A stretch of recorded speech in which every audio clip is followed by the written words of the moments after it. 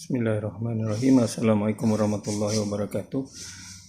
Saya Muhammad Syahri bin Zulkifli, bekas peguam syari'i di negara Brunei Darussalam, dan hari ini saya hendak bercakap mengenai khalwat. Kita tahu sekarang ni memang peningkatan kes-kes khalwat sentiasa berlaku. Makin dibuat undang-undang, makin menjadi-jadi pula. Jadi apa yang dikatakan khalwat ni? Mula-mula sekali saya akan merujuk kepada peruntukan undang-undang jenayah Islam di Brunei di bawah Akta Jenayah Perintah Kanun Hukuman Jenayah Syariah 2013, yang mana hukuman khalwat ni diperuntukkan di bawah bab 196-1 dan bab 196-2. Di Brunei section dipanggil bab. Dalam bab 196-1 yang menyatakan bahawa mana-mana orang Islam yang didapati secara ringkasnya melakukan khalwat boleh didenda sehingga 4,000 atau penjara sehingga 1 tahun atau kedua-duanya sekali. Dan ia terpakai juga kepada orang bukan Islam. Contohnya seorang lelaki Islam ni dibawa amoy, masuk check-in ke hotel, sekali kena kedapatan melakukan khalwat. Jadi dia boleh dihukum denda jika didapati bersalah. Hukumannya sama juga, denda sehingga 4,000, penjara setahun atau kedua-duanya sekali. Jadi di sini apa yang dikatakan khalwat, bab 196-3 menyatakan bahawa khalwat bermaksud bersekediaman, bersekedudukan, berkurung atau mengasingkan diri dalam keadaan berhampiran yang mendatangkan syak bahawa mereka sedang melakukan perbuatan maksiat di antara seorang lelaki atau seorang perempuan atau lebih yang bukan isterinya atau mahramnya, atau di antara seorang perempuan dan seorang lelaki atau lebih yang bukan suaminya atau mahramnya. Jadi kalau kita lihat kepada interpretasi tersebut, orang yang berkhalwat itu bukanlah suami isteri, bukanlah ada ikatan perkahwinan, bukan adik-beradik. Jadi ini dipanggil burden of proof yang terletak di bahu pihak pendakwa. Beban bukti. Kalau di dalam kes jenayah, beban bukti kepada pendakwa. Kalau di dalam kes mal atau civil, beban bukti adalah kepada plaintiff yang menuntut. Ada dua perbezaan di situ. Jadi dia lagi satu, selain daripada beban bukti, dia ada tahap pembuktian. Tahap dengan beban lain. Tahap pembuktian ialah level of proof. Kadang-kadang peguam pun tak erti nak beza benda ni.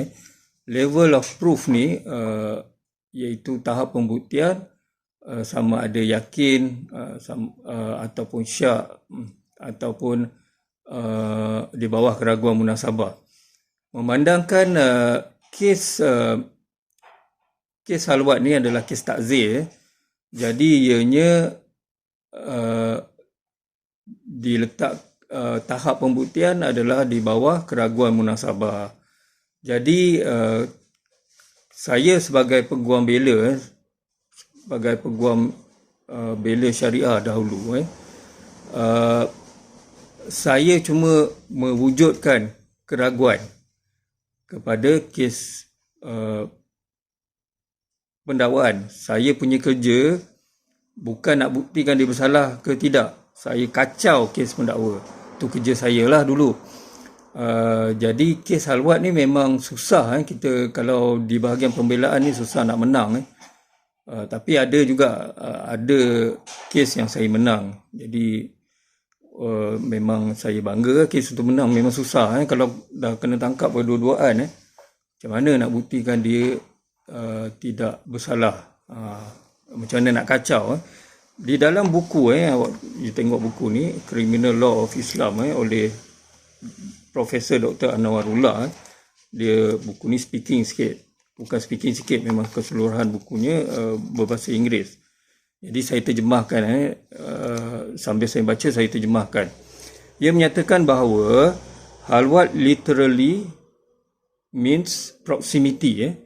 Halwat secara literalnya bermaksud kedekatan,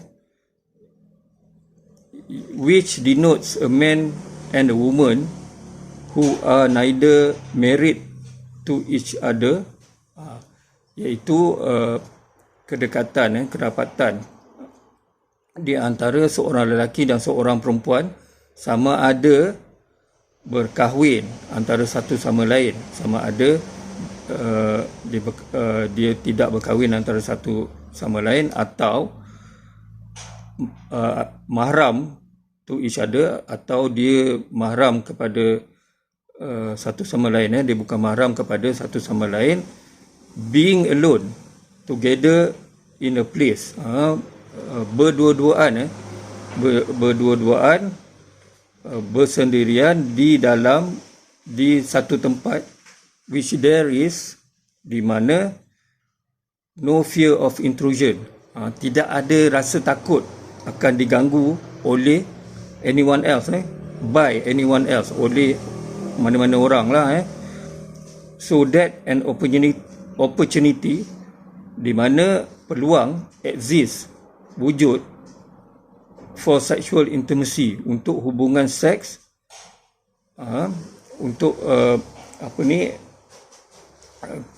berlakunya mukadimah seks, sexual intimacy, such as, seperti bersentuhan, kissing, berciuman, bercumbuan, berpelukan, embracing, or even for intercourse, dan termasuk melakukan persetubuhan.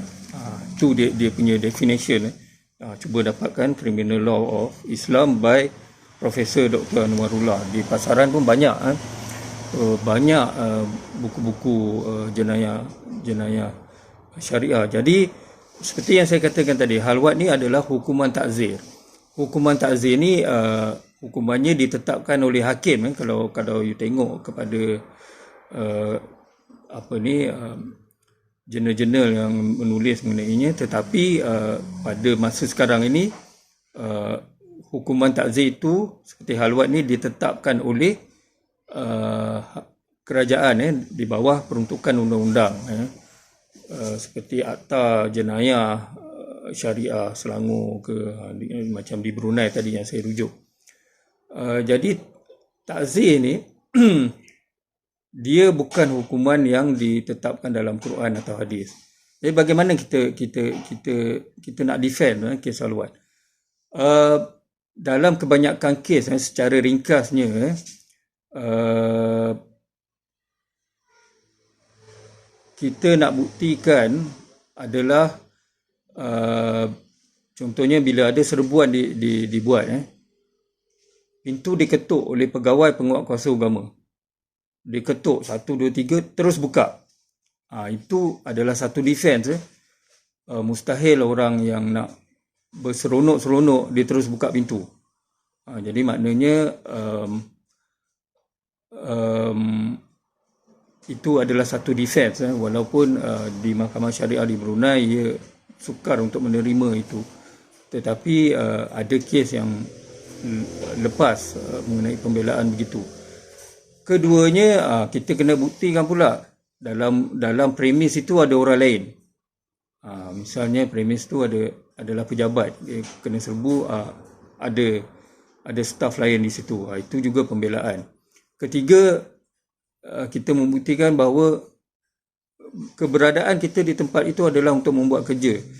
Kalau tidak silap saya tidak mahu sebut kes mana. Di Negeri Sembilan ada kes yang mana dia didapati, pihak-pihak didapati berdua-duaan. Pihak tertuduh, orang kena tuduh, OKT, didapati berdua-duaan. Tapi dia dapat membuktikan bahawa berdua-duaan itu adalah kerana ada tugas accounting dan sebagainya, dia lepas. Tapi memang susah lah, kena bawa bukti lah, bukti berdokumen dan sebagainya. Keempat, okey, cepat dan sebagainya, dan ada orang lain di premis tersebut juga boleh melepaskan orang tersebut. Tapi orang yang ketiga itu memang orang yang tidak ada kena-mengena dengan kes halwat tersebut. Kalau dia dituduh sekali, kalau ikut bab 196 tadi, ia menyatakan lebih daripada seorang. Mungkin ada sekarang ni memang perangai, ada juga orang yang berhalwat sampai 2-3 lelaki pun ada. Tapi mungkin kadang-kadang orang tu memang berniaga dan sebagainya. Tiba-tiba pukul 11 kena serbu premis itu. Jadi tiba-tiba ada 4 orang. Itu juga adalah satu pembelaan yang munasabah. Cumanya kalau kita memang ada kes di Brunei dulu, misalnya terlalu lama membuka pintu, sampai 1 jam, dan terpaksa pegawai penguatkuasa memecahkan pintu. Jadi itu bukanlah satu pembelaan yang baik. Kita boleh cuba defend, tapi kalau sudahlah lama begitu, bila dibuka pintu memang 2 orang saja, memang susah untuk membela diri. Jadi itu saja cerita ringkas saya pasal halwat. Jadi halwat ni yang pendakwa perlu buktikan ialah orang itu bukan adik-beradik, bukan mahram, bukan susuan,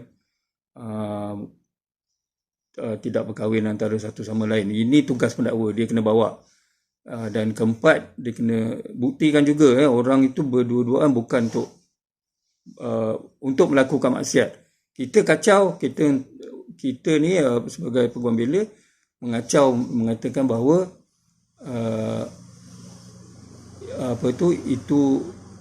mereka berada di situ bukan untuk melakukan maksiat. Jadi seperti yang saya katakan tadi, tahap pembuktian adalah di bawah keraguan munasabah, bukan tahap yakin, sebab ia takzir hukuman yang ditetapkan oleh pemerintah atau hakim.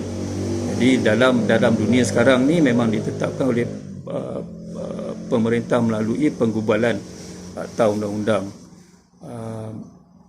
Jadi memang kalau kita dah tahu orang itu, ia terpulang kepada peguam lah untuk membela ataupun tindak. Tapi memang susah lah kalau dah memang berdua-duaan, dan macam saya kata tadi, satu kes yang sehingga kena pecah pintu tu, lebih daripada 30 minit memang susah untuk bela. Jadi apa pun di dalam keadaan, terutamanya dalam bulan Ramadan ni, elakkanlah daripada melakukan apa-apa maksiat. Jadi saya berharap ucapan saya, penerangan saya ini dapat memberi sedikit pengetahuan pada orang awam mengenai apa itu dikatakan halwat. Sekian saja, wabillahi taufiq wa hidayah. Assalamualaikum warahmatullahi wabarakatuh. Yang benar itu datang daripada Allah dan Rasul, dan yang salah itu datang daripada kelemahan diri saya sendiri. Sekian, terima kasih.